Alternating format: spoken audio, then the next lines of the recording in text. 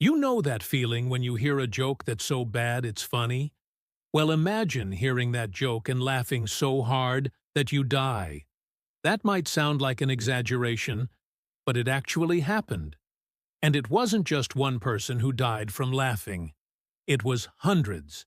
In 1962, the world experienced something called the Tanganyika laughter epidemic, which began at a mission boarding school in the country of Tanzania, then known as Tanganyika.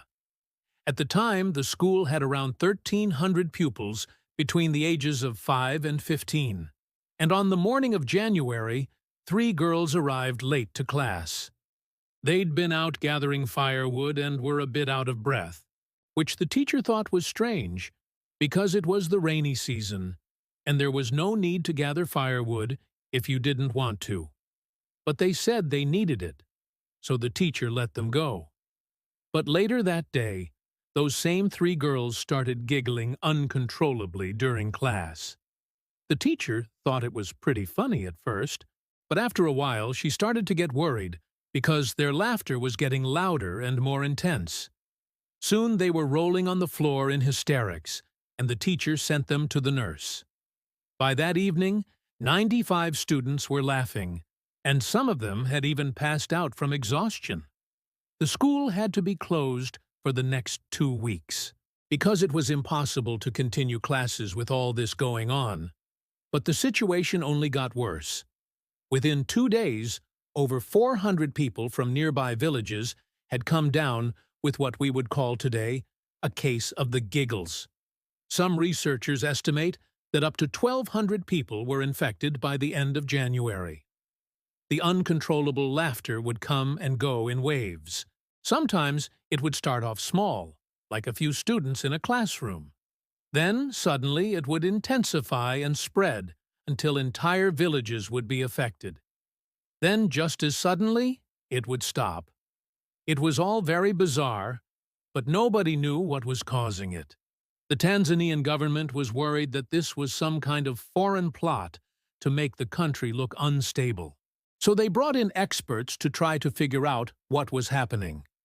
One of those experts was a medical doctor named John E.A. McNeil, who took a different approach to the situation than most. While other experts were trying to find some kind of physical cause for the outbreak, McNeil focused on the victims themselves. He talked to them, observed their behavior, and tried to understand what was happening from their perspective. He soon realized that the symptoms varied depending on age.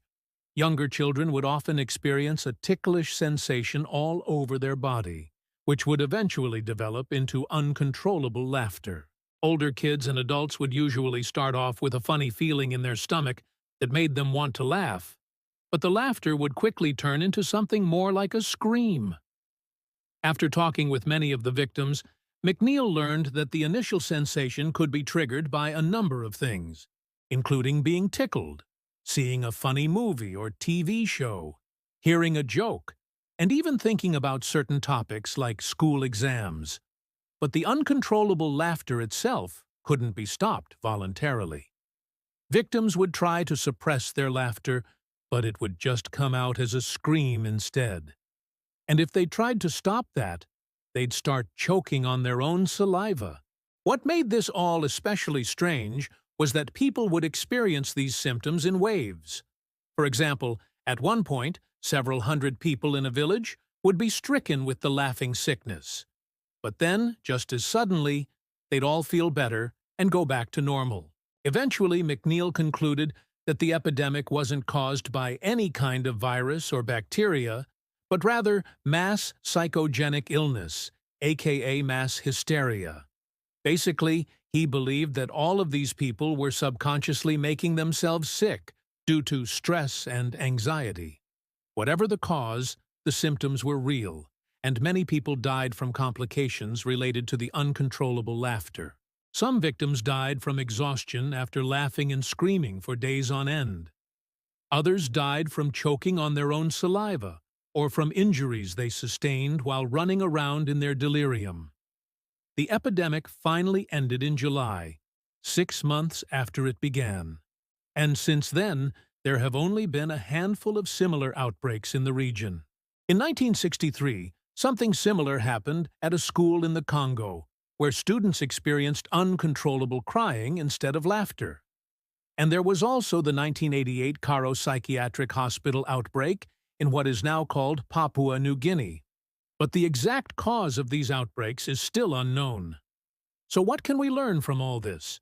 Probably that sometimes laughter really is the best medicine.